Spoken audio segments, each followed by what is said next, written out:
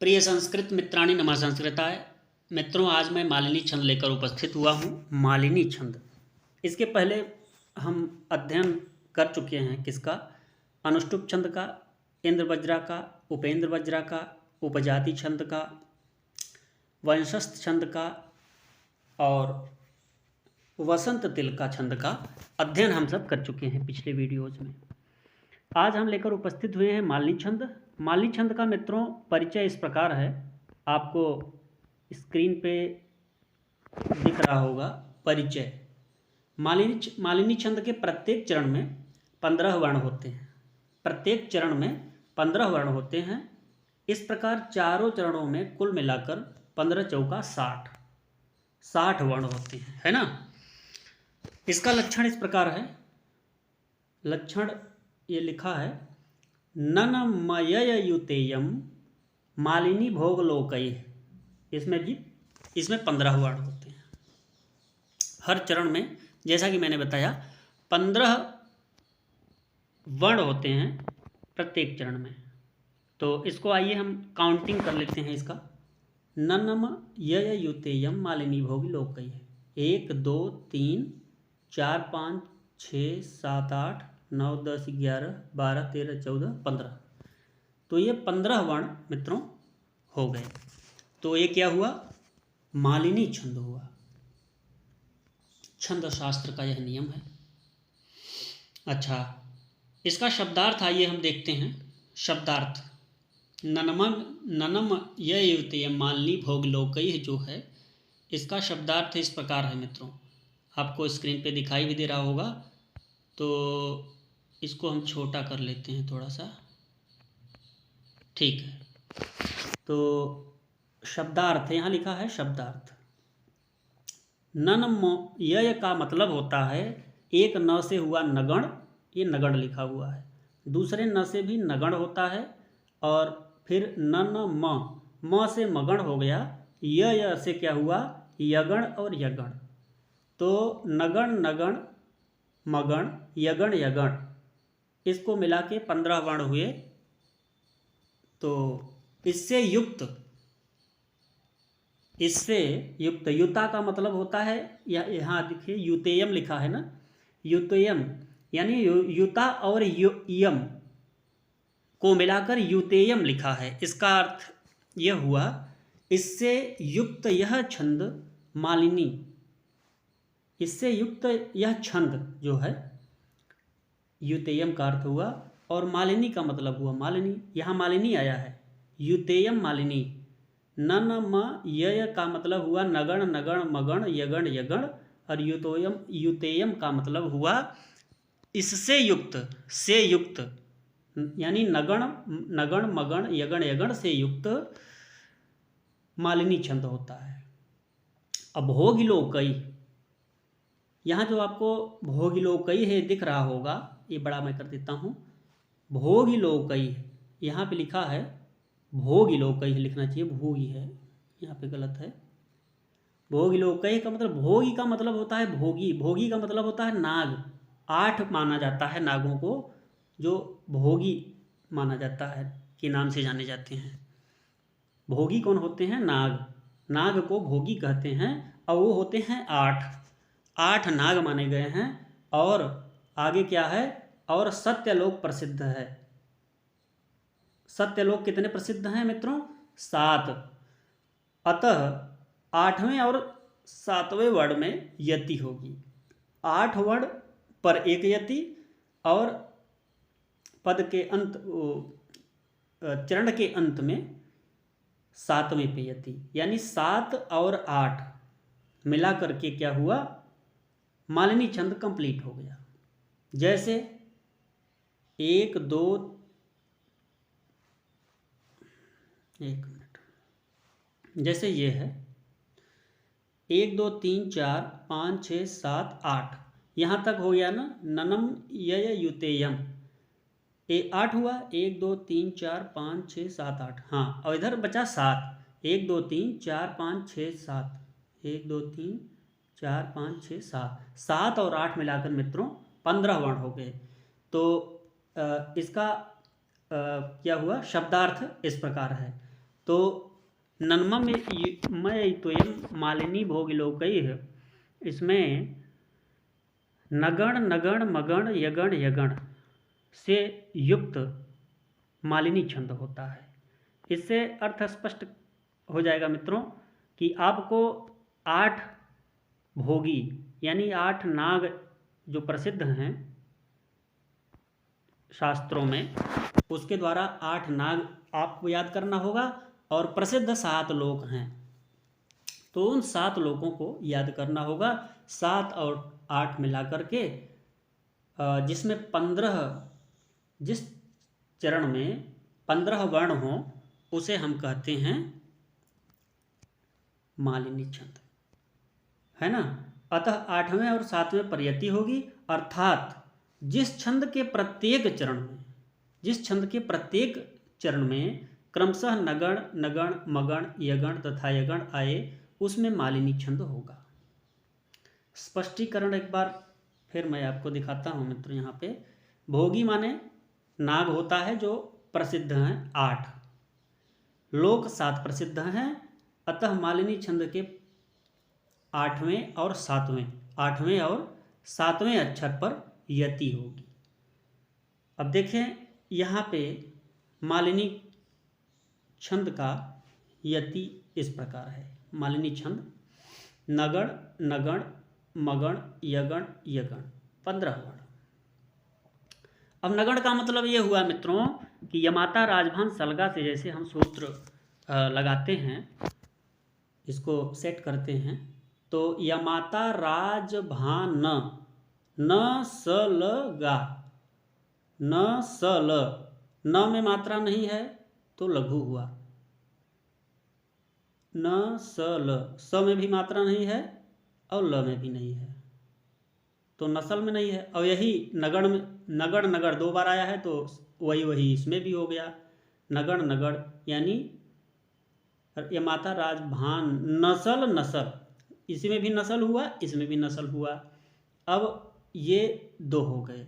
अब मगण, मगण को यमाता राजभान, यमाता रा, माता रा आ रहा है, माँ में आ की मात्रा है ये गुरु हुआ, ता में आ की मात्रा है गुरु हुआ, रा में आ की मात्रा है गुरु हुआ, तो ये तीनों गुरु हो गया, तो ये मगण हो गया। मगण में तीनों गुरु होते हैं, यमाता राजभान सलगा माँ ता रा। अच्छा यगण में क्या आया, यमाता आ गया। यगण में य में कोई मात्रा लगी नहीं है इसलिए यह लघु है, और माता, माँ में भी मात्रा आ की है और ता में भी, तो ये दोनों गुरु गुरु हुए, है ना। और यगण हो गया, एक यगण और होता है तो उसी प्रकार ये भी यगण हुआ मातारा, यमाता, य में मात्रा नहीं है, माँ और ता में मात्रा है। तो मित्रों ये कुल मिला के क्या हुआ, यमाता राजभान सलगा से इसको निकाला गया तो ये हुआ नगण नगण मगण यगण यगण बराबर 15 वर्ण, है ना। एक उदाहरण मैं इधर करके दिखाता हूँ आपको, उम्मीद करता हूँ आपको समझ में आ रहा होगा। यदि समझ में नहीं आया तो कमेंट करके ज़रूर बताइएगा मित्रों। एक उदाहरण की ओर चलते हैं हम सब, आइए देखते हैं। ये उदाहरण है, क्या लिखा हुआ है उदाहरण में है, सरसिज मनोविद्धम शैवले नापि रम्यम मलिनमपि हिमांशोर लक्ष्मीम तनोति, है ना। तो यहाँ अनुस्वार हो जाएगा। इसको हम गिनते हैं कितने कितने वर्ड हैं मित्रों। सरसिज 1 2 3 4 5 6 7 8 9 10 11 12 13 14 15, यहाँ तक 15 वर्ण हुए। रम्यम 1 2 3 4 5 6 7 8 9 10 11 12 13 14 15, और ये भी गिनते हैं वर्ड। मलिनमपि हिमांशोर लक्ष्मीम तनोति 1 2 3 4 5 6 7 8 9 10 11 12 13 14 15, हाँ 15 वर्ण मित्रों। इसमें अब देखते हैं कि ये कैसे बना हुआ है, कैसे इसको गुरु करेंगे, कैसे लघु करेंगे। मैं पहले बता भी चुका हूँ एक इससे स्पष्ट करते हैं। तो सबसे पहले तो हम प्रत्येक चरण को हम गिनते हैं। जैसे पहले चरण को पहले हम गिन लेंगे कितने वर्ण हैं, उससे स्पष्ट करीब करीब हो जाता है। लेकिन कोई कोई छंद मित्रों कई वही होते हैं, जैसे शिखरिणी छंद है ना, शिखरिणी छंद है, उसमें भी 17 वर्ण होते हैं। और मंदाक्रांता है, उसमें भी छंद 17 वर्ण होते हैं। तो वो प्रत्येक चरण गिनने से नहीं आएगा, इसका लक्षणार्थ पता होना चाहिए, इसमें क्या घट रहा है, कौन सी घटना घट रही है, इसको क्लियर हो जाएगा। तो सरसिज मन विग्धम सवरेनापि रम्यम, इसको देखते हैं मित्रों। आइए इसको देखते हैं। सरसिज मन विग्धम, अब देखिए इसमें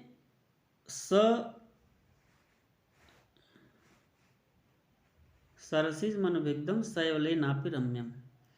अब देखिए आगे पीछे थोड़ा सा हो गया है ये, तो इसको हम आपको ले चलते हैं। सरसिज, स में और र में कोई मात्रा नहीं है और स में भी छोटी मात्रा है, तो ये तीनों देखिए यहाँ आ गए, लघु लघु लघु हो गए।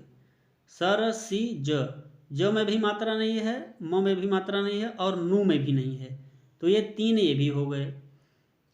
विद्धम, ब भी छोटा ही है मित्रों, लघु ही होगा, लेकिन इसके पहले आधा ध है। विद्धम में आधा ध लगा हुआ है। एक छंद शास्त्र का नियम है कि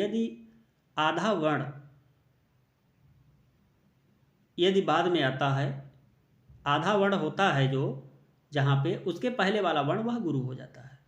तो इसके अनुसार यह विद्धम का बी गुरु हुआ, अदरवाइज यह लघु ही होता।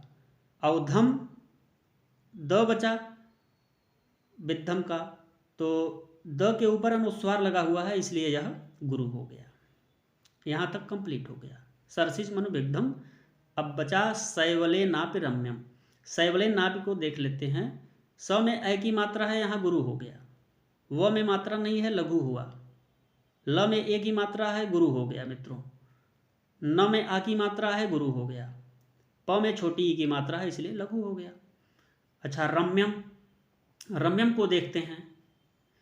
र में कोई मात्रा नहीं है, लघु होना चाहिए, लेकिन आधा आधा म आगे है रम्यम का। य में जो म लगा हुआ है, ये आधा म है, इसलिए र पूर्व वाला वर्ण ये गुरु हो जाता है। सानुस्वारस्य दीर्घस्य सूत्र है ना, उससे स्पष्ट हो जाता है। तो ये यहाँ पे गुरु हो गया रम्यम का, और आधा वर्ण गिना नहीं जाता। और यम, रम्यम, इसमें क्या है, ये अनुस्वार लगा दीजिए, तो ये भी गुरु हो गया, है ना। तो सरसिज मन विग्धम शैवलेनापि रम्यम हो गया। उसके बाद में मलिनमपि हिमांशोर लक्ष्म लक्ष्मीम तनोति, इसको देख लेते हैं। मलिनमपि, 1 2 3 4 5 6, ये 6 वर्ण इसके लघु होते हैं।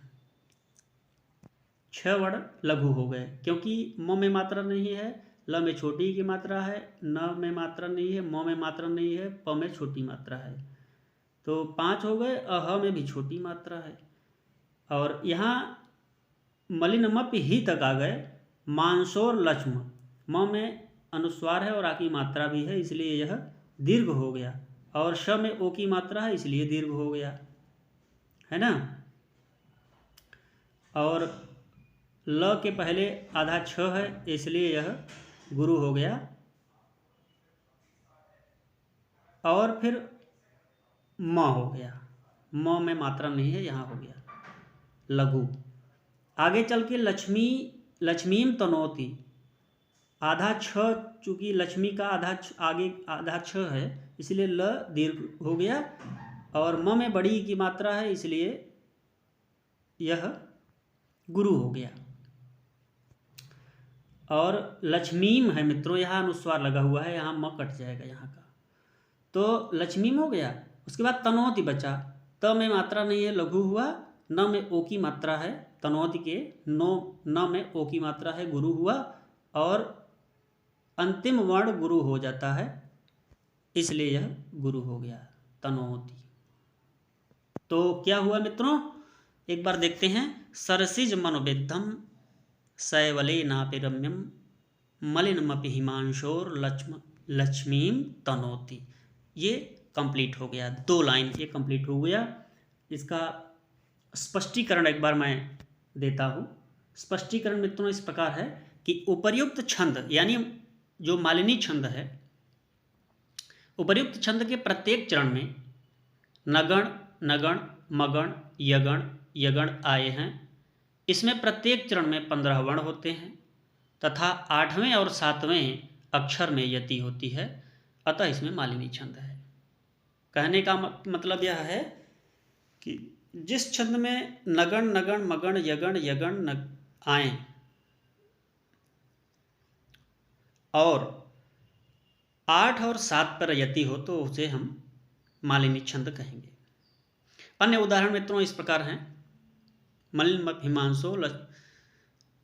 हिमांशोर लक्ष्म लक्ष्मी तनोति यमाधिक मनोज्ञावल्कने नापि तन्वी किमिव हि मधुराणाम मंडनम नाकृतीनाम अतुलित बलधामम हेम शैलाभतेहम धनुजवन कृशानम ज्ञाने नामग्रगण्यम सकल गुण निधानम बानराणाम धीशम रघुपति प्रिय भक्तम वात जातम नमामि। इन सब में मित्रों कौन सा छंद है, मालिनी छंद है। तो मित्रों ये वीडियो कैसा लगा, मैं समझता हूँ कि आपको ये वीडियो अच्छा लगा होगा। अच्छा लगे तो लाइक, शेयर तथा सब्सक्राइब करना न भूलें। अगला वीडियो हम अगले हफ्ते लेके फिर से उपस्थित होंगे। तब तक के लिए